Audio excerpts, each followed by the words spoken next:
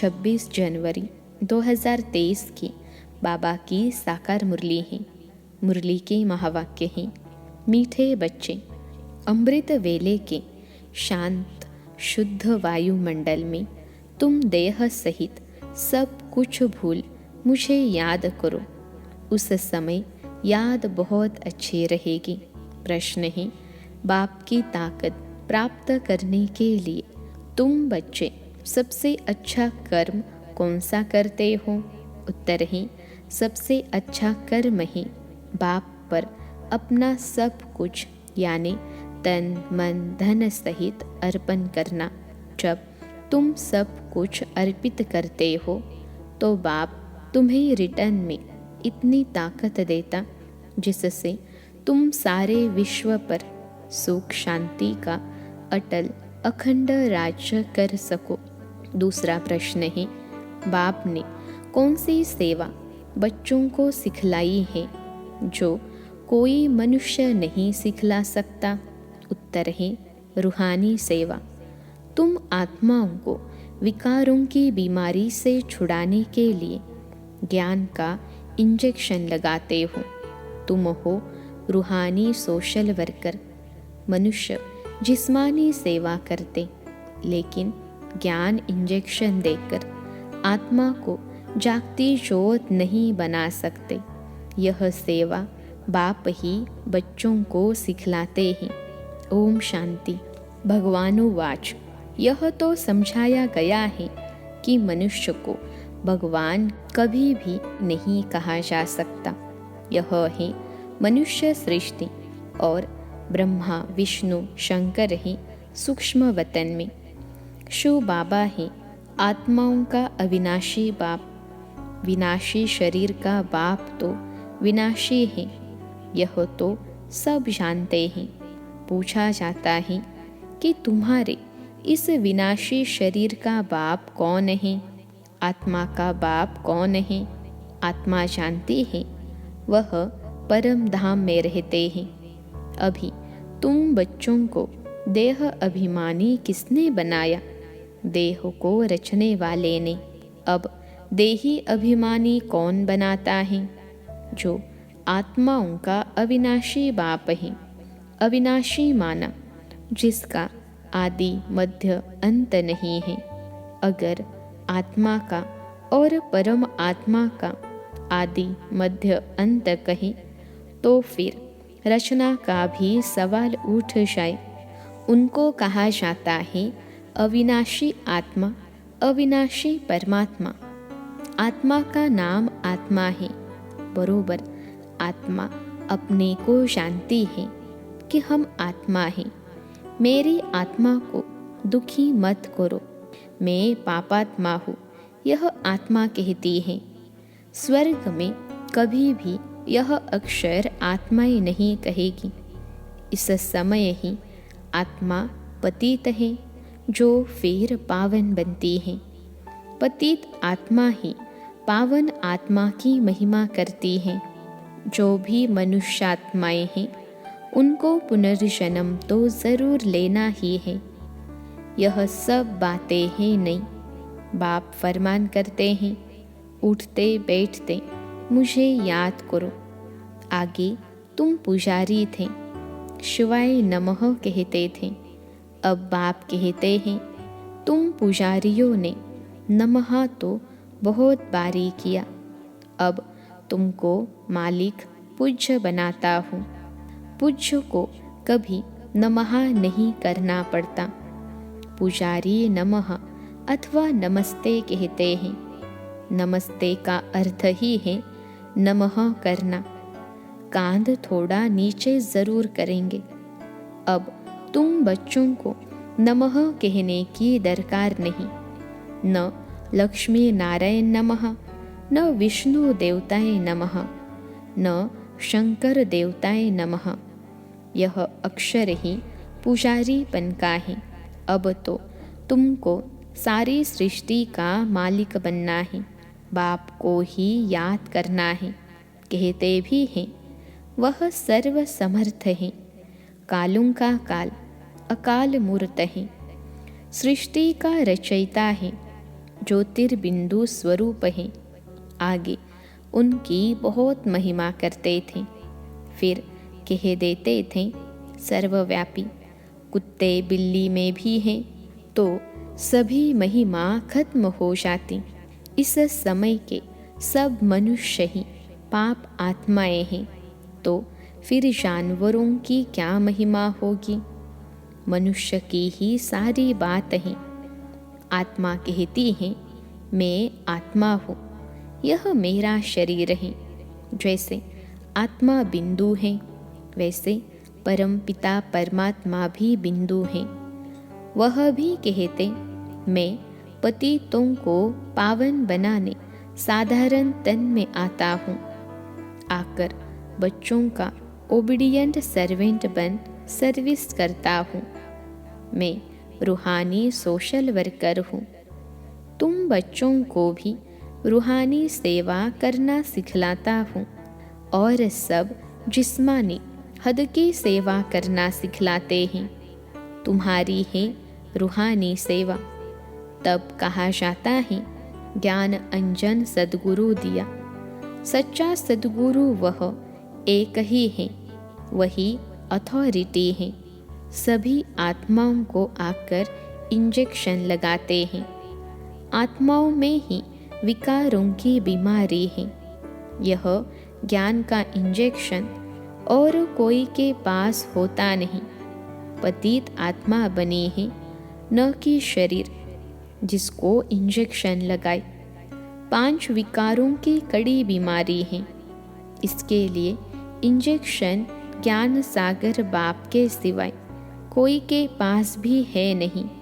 बाप आकर आत्माओं से बात करते हैं कि हे आत्माएं, तुम जागती सोती थी, फिर माया ने परछाया डाला। डालते डालते तुमको धुंधकारी बुद्धि बना दिया है। बाकी कोई युधिष्ठिर व धृतराष्ट्र की बात नहीं है, यह रावण की बात है। बाप कहते हैं मैं आता ही हूँ साधारण रीति। मेरे को विरला ही कोई जान सकते हैं। शिव जयंती अलग है, कृष्ण जयंती अलग है। परम पिता परमात्मा शिव को श्री कृष्ण से मिला नहीं सकते। वह निराकार, वह साकार। बाप कहते हैं मैं हूँ निराकार। मेरी महिमा भी गाते हैं। हे पतित पावन, आकर इस भारत को फिर से सतयुगी देवी राजस्थान बनाओ। कोई समय देवी राजस्थान था, अभी नहीं है, फिर कौन स्थापन करेगा। परमपिता परमात्मा ही ब्रह्मा द्वारा नई दुनिया स्थापन करते हैं। अभी है पतित प्रजा का प्रजा पर राज्य। इनका नाम ही है कब्रिस्तान। माया ने खत्म कर दिया है। अब तुमको देह सहित देह के सब संबंधियों को भूल मुझ बाप को याद करना है। शरीर निर्वाह अर्थ कर्म भी भल करो। जो कुछ समय मिले तो मुझे याद करने का पुरुषार्थ करो।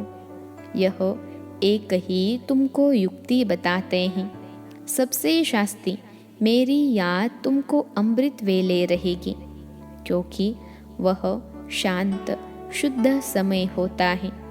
उस समय न चोर चोरी करते, न कोई पाप करते, न कोई विकार में जाते। सोने के टाइम सब शुरू करते हैं। उसको कहा जाता है घोर तमो प्रधान रात। अब बाप कहते हैं बच्चे, पास्ट इज पास्ट। भक्ति मार्ग का खेल पूरा हुआ। अब तुमको समझाया जाता है यह तुम्हारा अंतिम जन्म है। यह प्रश्न उठ नहीं सकता कि सृष्टि की वृद्धि कैसे होगी। वृद्धि तो होती ही रहती है। जो आत्माएं ऊपर हैं उनको नीचे आना ही है। जब सभी आ जाएंगे तब विनाश शुरू होगा। फिर नंबरवार सबको जाना ही है। गाइड सबसे आगे होता है ना। बाप को कहा जाता है लिबरेटर, पतित पावन। पावन दुनिया है ही स्वर्ग। उनको बाप के सिवाय कोई बना न सके। अब तुम बाप की श्रीमत पर भारत की तन मन धन से सेवा करते हो। गांधी जी चाहते थे परंतु कर न सके। ड्रामा की भावी ऐसी थी जो पास्ट हुआ। पतित राजाओं का राज्य खत्म होना था तो उनका नाम निशान खत्म हो गया। उन्होंने प्रॉपर्टी का भी नाम निशान नहीं है। खुद भी समझते थे लक्ष्मी नारायण ही स्वर्ग के मालिक थे, परंतु यह कोई नहीं जानते कि उन्होंने ऐसा किसने बनाया। जरूर स्वर्ग के रचयिता बाप से वर्षा मिला होगा और कोई इतना भारी वर्षा दे न सके। यह बातें कोई शास्त्रों में नहीं है, गीता में है, परंतु नाम बदल दिया है। कौरव और पांडव दोनों को राजाई दिखाते हैं, परंतु यहाँ दोनों को राजाई नहीं है। अब बाप फिर स्थापना करते हैं, तुम बच्चों को खुशी का पारा चढ़ना चाहिए। अब नाटक पूरा होता है, हम अब जा रहे हैं। हम स्वीट होम में रहने वाले हैं। वो लोग कहते हैं फलाना पार निर्वाण गया, व ज्योति ज्योत में समाया, अथवा मोक्ष को पाया। भारतवासियों को स्वर्ग मीठा लगता है। वह कहते हैं स्वर्ग पधारा। बाप समझाते हैं मोक्ष तो कोई पाता नहीं, सभी का सद्गति दाता बाप ही है। वह जरूर सबको सुख ही देगा। एक निर्वाण धाम में बैठे और एक दुख भोगी, यह बाप सहन कर नहीं सकते। बाप है पतित पावन, एक है मुक्ति धाम पावन, दूसरा है जीवन मुक्ति धाम पावन। फिर द्वापर के बाद सभी पतित बन जाते हैं। 5 तत्व आदि सब तमो प्रधान बन जाते हैं। फिर बाप आकर पावन बनाते हैं। फिर वहाँ पवित्र तत्वों से तुम्हारा शरीर गोरा बनता है। नेचुरल ब्यूटी रहती है, उनमें कशिश रहती है। श्री कृष्ण में कितनी कशिश है, नाम ही है स्वर्ग, तो फिर क्या। परमात्मा की महिमा बहुत करते हैं। अकाल मूर्त, फिर उनको ठिक्कर बित्तर में ठोक दिया है। बाप को कोई भी जानते नहीं। जब बाप आए तब आकर समझाए। लौकिक बाप भी जब बच्चे रचे तब तो बाप की बायोग्राफी का उनको पता पड़े। बाप के बिगर बच्चों को बाप की बायोग्राफी का पता कैसे पड़े। अब बाप कहते हैं लक्ष्मी नारायण को वरना है तो मेहनत करनी पड़े। ज़बरदस्त मंजिल है, बहुत भारी आमदनी है। सतयुग में पवित्र प्रवृत्ति मार्ग था, पवित्र राजस्थान था, सो अब अपवित्र हो गया है। सब विकारी बन गए हैं। यह है ही आसुरी दुनिया, बहुत करप्शन लगी हुई है। राजय में तो ताकत चाहिए, ईश्वरीय ताकत तो है नहीं। प्रजा का प्रजा पर राज्य है। जो दान पुण्य अच्छे कर्म करते हैं उनको राजय घर में जन्म मिलता है। वह कर्म की ताकत रहती है। अभी तुम तो बहुत ऊंचे कर्म करते हो। तुम अपना सब कुछ यानी तन मन धन शिव बाबा को अर्पण करते हो, तो शिव बाबा को भी बच्चों के सामने सब कुछ अर्पण करना पड़े। तुम उनसे ताकत धारण कर सुख शांति का अखंड अटल राज्य करते हो। प्रजा में तो कुछ भी ताकत नहीं है। ऐसे नहीं कहेंगे कि धन दान किया तब एमएलए आदि बने। धन दान करने से धनवान घर में जन्म मिलता है। अभी तो राजाई कोई है नहीं। अब बाबा तुमको कितनी ताकत देते हैं। तुम कहते हो हम नारायण को वरेंगे, हम मनुष्य से देवता बन रहे हैं। यह है सब नई नई बातें। नारद की बात अभी की है, रामायण आदि भी अभी के हैं। सतयुग त्रेता में कोई शास्त्र होता नहीं, सभी शास्त्रों का अभी से ताल्लुक है। झाड़ को देखेंगे, मठ पंथ सब बाद में आते हैं। मुख्य है ब्राह्मण वर्ण, देवता वर्ण, क्षत्रिय वर्ण। ब्राह्मणों की चोटी मशहूर है। यह ब्राह्मण वर्ण सबसे ऊंचा है, जिसका फिर शास्त्रों में वर्णन नहीं है। विराट रूप में भी ब्राह्मणों को उड़ा दिया है। ड्रामा में ऐसी नोंद है। दुनिया के लोग यह नहीं समझते कि भक्ति से नीचे उतरते हैं।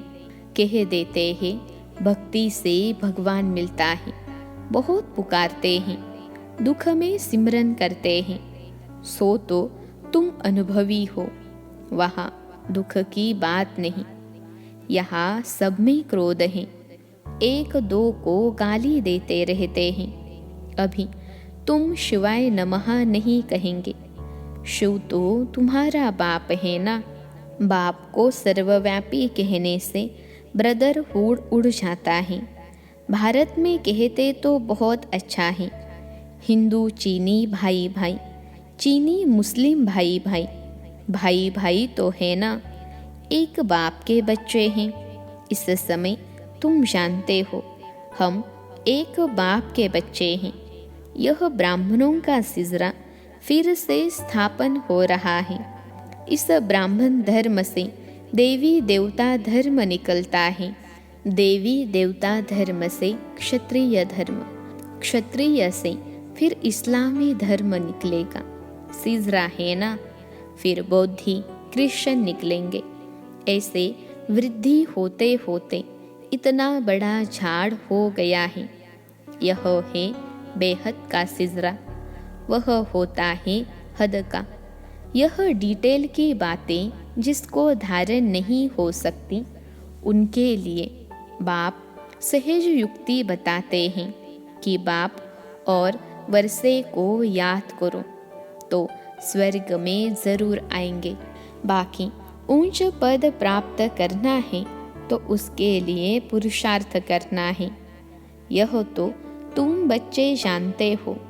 शिव बाबा भी तुमको समझाते हैं, यह बाबा भी समझाते हैं। वही हमारी तुम्हारी बुद्धि में है। भल हम शास्त्र आदि पढ़े हुए हैं, परंतु जानते हैं इन सब से कोई भगवान नहीं मिलता। बाप समझाते हैं, मीठे मीठे बच्चे शिव बाबा को और वर्षी को याद करते रहो। बाबा आप बहुत मीठे हो, कमाल है आपकी।